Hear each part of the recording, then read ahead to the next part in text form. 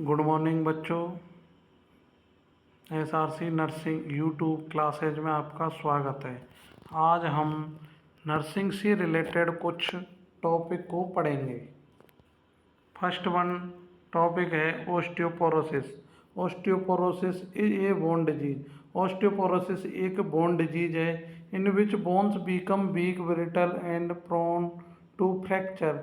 Osteoporosis के कारण bone में वीकनेस आती है, नाजुक हो जाती है और फ्रैक्चर होने की संभावना अधिक होती है due to decrease bone density, जिसकी वजह से बोन की डेंसिटी डिक्रीज हो जाती है। इसके कारण है कॉज एजिंग, उम्र का अधिक होना, menopause, calcium and vitamin D की deficiency, lack of physical activity, physical exercise की कमी, लॉन्ग टर्म स्टेरॉयड यूज, लंबे समय तक कोई व्यक्ति स्टेरॉयड यूज करता है उससे भी हो सकता है, स्मोकिंग एंड अल्कोहल से भी हो सकता है। फैमिली हिस्ट्री जैसे कोई फैमिली में पहले किसी को ओस्टियोपोरोसिस हुआ हो। नेक्स्ट है साइन एंड सिम्टम। फर्स्ट है बैक पेन, पीठ में दर्द होता है। लॉस ऑफ हाइट का कम होना। की फोसिस, रीढ़ की हड्डी के ऊपर मांस का एक कुबड़ जैसा दिखाई देना, उसे की फोसिस कहते हैं। फ्रिजल बोन है, बोन में छिद्रता आ जाती है।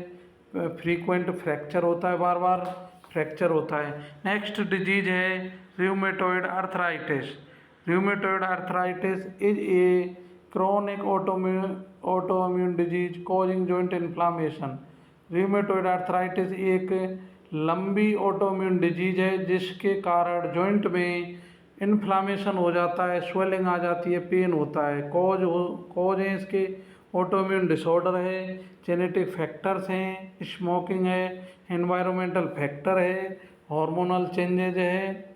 सिम्टम है इसके जॉइंट पेन होना, स्वेलिंग आना, मॉर्निंग स्टिफनेस, मॉर्निंग के समय, सुबह के समय जॉइंट में अकड़न आना, फैटिग्यू, थकान आना, फीवर आना, जॉइंट डिफॉर्मिटी, जॉइंट का अपनी स्थिति में चेंज हो जाना, जॉइंट की स्थिति का चेंज हो जाना।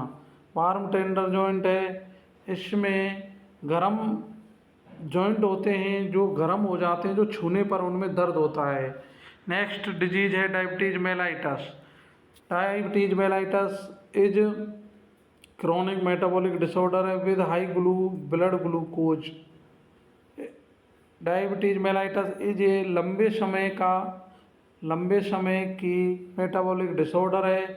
इसमें ब्लड में ग्लूकोज का लेवल हाई हो जाता है, इंसुलिन का लेवल कम हो जाता है,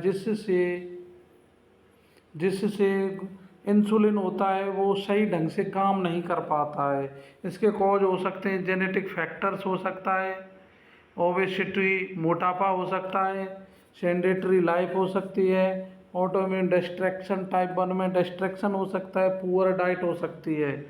नेक्स्ट है इसके सिम्टम्स, पॉलीयूरिया, यूरिन बार बार आना, पॉलीडिप्सिया, प्यास बार बार लगना, पॉलीफेजिया, भूख का बहुत लगना, वेट लॉस होना, थकान आना, ब्लड विजन धुंधला दिखाई देना, स्लो विंड हीलिंग है, स्लो किसी वुंड की जो घाव भरने की प्रक्रिया होती है वो स्लो हो जाती है। नेक्स्ट डिजीज हम पढ़ेंगे ट्यूमर।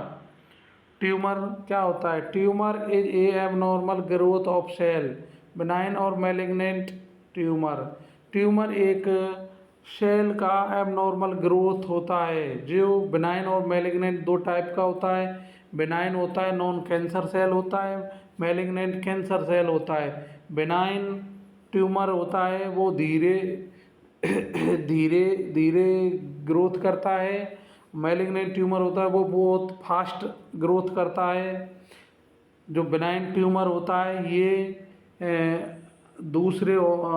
दूसरे सेल टिश्यू को अफेक्ट नहीं करता है। मैलिग्नेंट होता है ये दूसरे सेल टिश्यू को अफेक्ट करता है। इसके कॉज हो सकते हैं जेनेटिक म्यूटेशन है, जेनेटिक म्यूटेशन मतलब जीन में डिस्ट्रैक्शन होना, चेंजेज आना, स्मोकिंग के कारण हो सकता है, रेडिएशन थेरेपी, रेडिएशन के कारण हो सकता है, केमिकल कार्सिनोजेंस, केमिकल के कारण हो सकता है, केमिकल के कारण हो सकता है, वायरल इन्फेक्शन के कारण हो सकता है, फैमिली हिस्ट्री, पहले किसी फैमिली में पहले किसी को ट्यूमर हुआ हो, साइन एंड सिम्टम्स हैं, परसिस्टेंट पेन होता है, वेट लॉस हो जाता है, थकान हो जाती है, लॉस ऑफ एपेटाइट होती है, बार बार प्यास लगती है, ब्लीडिंग डिस्चार्ज ब्लीडिंग देखने को मिलती है। Thank you for watching.